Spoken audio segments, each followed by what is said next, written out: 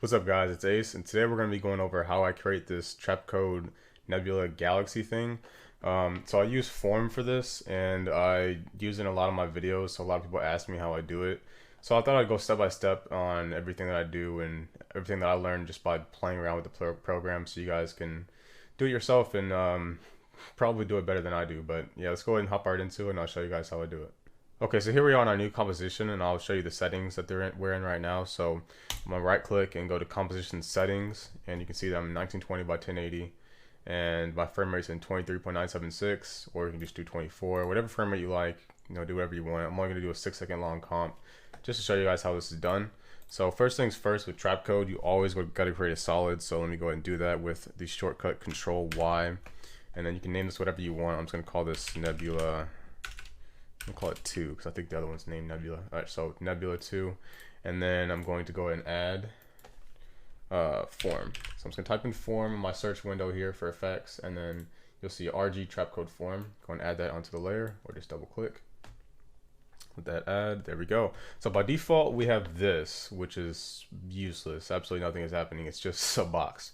So with this box, we're gonna turn this into our nebula. So first thing I always do is go to base form right here, and I unlink our size, the X, Y, and Z to individual. So now we have a freeform control over, you know, the X size, Y size, and Z depth. So Z is always depth. Remember that. So I always keep for this method anyway, I usually have the Y about half the size of the X. So whatever your X is, just divide it by 2, and then put that as your Y. So you can also do this, a quick tip, you can do 500 and then /2, not 12, 2. There we go, and it'll do the math for you in case you have some number that's like, you know, not easy to divide. So there you go. So I have this rectangular shape here, and then after that I'm gonna go ahead and close this drop down arrow and go straight down to fluid. So fluid is a feature they added in Trapcode about, I want to say 2 years ago.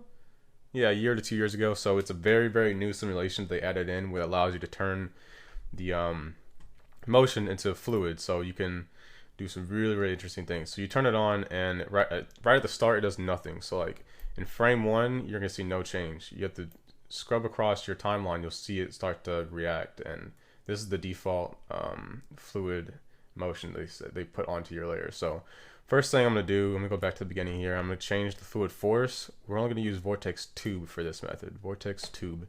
And then the next thing is the buoyancy. So buoyancy, if you guys have taken physics or any science class that talked about it, buoyancy is just the tendency of an object to float. So we don't want that for this. So 0 buoyancy. And then the random swirl, I'm going to increase the random swirl to, let's just go to 20 to start off and see how that does us. Random swirl, let me turn it off first, and you can see what I mean, what it does. So at 0, we look like this. And if I turn the swirl on to 20, we get this. So it starts to, you know, really start to look natural.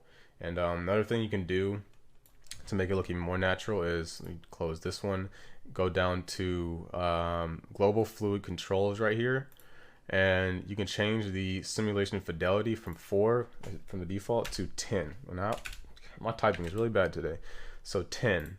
So 10 means that your computer is going to do more calculations to decide how the particles move. So it's going to be a little more render intensive, but you will get a little more realistic results. So from here, I'll usually go back to the particle and change the settings there, because I don't like uniform anything.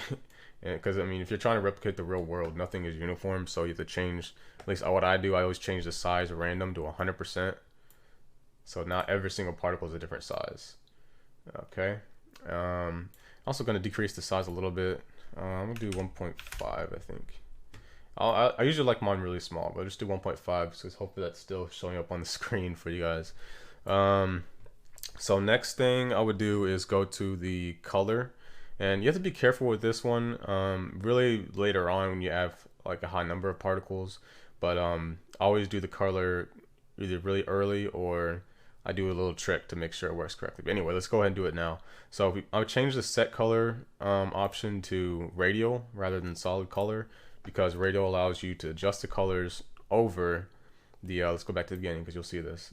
And that's pretty self-explanatory right there. So the center will be one color, You can see it by opening this drop down arrow, and make this a little bigger so I get more landscape here. So you got the center red, next layer is yellow, green, light blue, blue. So it goes left to right is center to outer. And so from here I'm going to change my colors to the colors I usually like. I usually like my center to be white. And obviously do whatever colors you want, but this is just what I typically start out with and adjust over time as I work. Purple there, and then maybe like a pink. I use a lot of colors, And I'll show you a couple tips too to make sure you are navigating this correctly. Because I used to do this. I used to click on this on accident and add all these swatches, these little boxes that have the color in them are called swatches. And you can't control Z. Can you?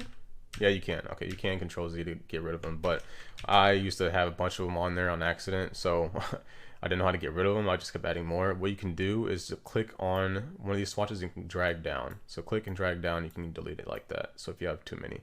All right, so next is, actually that blue one's probably fine. I like blue, then maybe a red. I just like these random colors. And then one more, add a green. About there, and this blue, I'm just going to change this blue to a lighter blue. Yeah, that'll work. Looks okay. So let me go ahead and zoom out here and drag along, see how this looks so far. It looks okay, maybe a little too much green. I'm just going to adjust these, then I'm not going to spend too much time on this part because it's kind of all preference. I'm just going to throw another purple in here just for the heck of it. All right, let's move on. Okay, so from here, I would usually start to increase my particle count from here, because now that the color is set, you shouldn't get too many crashes. Because if you had the particle count, sorry, it's in, yeah, base form. In the base form, you have the particles in X, Y, and Z, so you can adjust how many particles will show up in each dimension. So as you start to increase this, if you have a lot on the screen and then you try to change the color, it will probably crash your After Effects. So be very wary of that. One more thing I'm going to add, which is another thing that's kind of personal, not personal, but you know what I mean, it's preference. So you can change the, where's it at? Fluid Master, go to the tilt and rotate. So you go to a point where it's easy to see here, maybe right there. So I usually adjust the tilt first. So I turn it sideways a little bit. You can kind of see, well, maybe if I go to the very beginning, you can see a lot easier.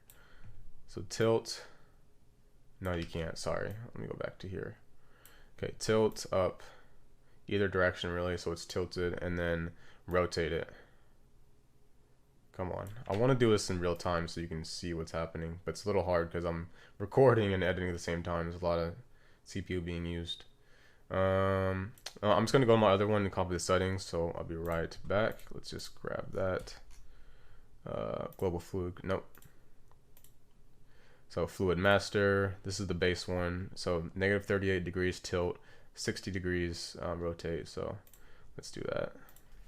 Negative 38. Let's just do 60. There we go. So that is the same angle that I used in mine.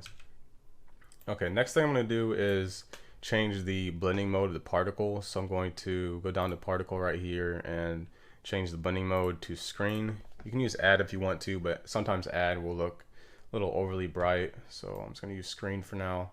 And then I'm also going to change the swirl. I think the swirl's a little too high. I think it's swirling a little too much. So I'm going to actually divide that by 2, so to 10 rather than 20. It's a little more uniform. Yeah, there we go. That's closer to what we're looking for. And I'm also going to decrease the core size a little bit. I'm going to go down to like 30% rather than 50. There we go. So the core size is the actual, center point, what it sounds like basically. So let me go back there. So now we have this. Looks okay. I think the colors are just all right, but you guys will get the point of this. And then so last parts of this would be the actual kind of additional things I would add in, like the depth of field and the glow. So I'll show you guys how to do that real quick. So you go and add a new layer with Control Alt Y, or you can right click and go to new. adjustment layer, whichever way you want to do it. And then I'm just going to name this DOF for depth of field. I'm going to add depth of field right there. And that's not going to do anything until we give it a layer to create the field off of. So we have to create a new solid with Control Y. I'm just going to call this depth map 2 because it's the second one I've done for this tutorial. And then so next with this layer you have to add a gradient ramp onto it. Gradient ramp. And let me go ahead and pre-comp it. Okay. Turn the visuals off. And also, if you have to make sure, let me Control Z that, make sure you guys do that correctly. So Control Shift C to pre-comp, and make sure these are checked. Move all attributes, and well, this doesn't have to be checked, but I always do. So this is the important part. Move all attributes into the composition. So okay, and then you can turn the visuals off because it doesn't matter. Then go to your depth of field adjustment layer and change the depth layer to the composition we just created. So there we go. And then now take this select depth crosshairs, click that and select the center of your composition or wherever you want the focus to be. So select that and then increase the radius, and you'll see it start to blur. Let me zoom in a little bit. You'll see it start to blur the edges and not the center. It's really, really cool effect. And then last thing I would do is add FL glow, and I'm actually gonna put this above our depth of field layer. Okay, go back to size, and then I'm going to increase the radius a ton. I usually like my radius is like really, really wide, and then increase the amount some, so it's like gives it a more natural glow in my opinion. And there we go. So next I'm gonna just preview it and see what we have going on and see what else we need to change.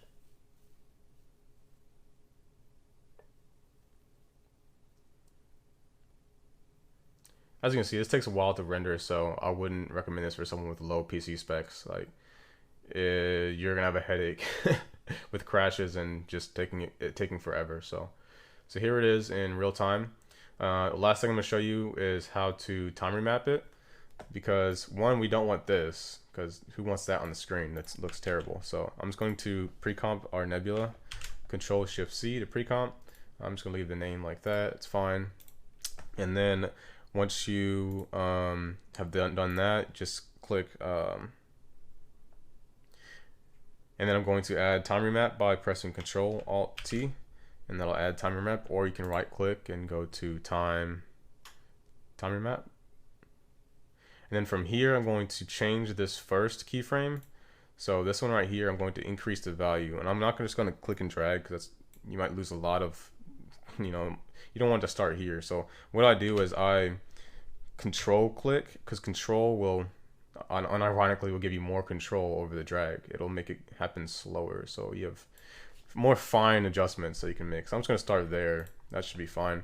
And then I'm going to select these keyframes. And another quick tip, you can select keyframes like this, or you can just click the effect itself and it'll select both keyframes for you, and then press F9 to easy ease the keyframes, and then make sure you have the effect selected and go to the graph editor. And the graph edit that I always do, I always start off with, I just grab this line here and just hold shift and pull it all the way to the left every single time. That's what I do. So let's go ahead and preview that and see what it does. All right, and there we have it. So that pretty much does it for this tutorial. I know we're a little fast in some parts. You can go ahead and pause and take your time with it, and I'm sure you guys will be able to create things much better than I can. So have fun with it, and leave a comment down below, and don't forget to like and subscribe if you really enjoyed, and I'll try to do more of these. And for those of you that are interested in downloading this actual project file so you can see all the settings and adjust them in real time, I'll put the link down below for those of you that are interested. And thanks guys, and I'll see you next time.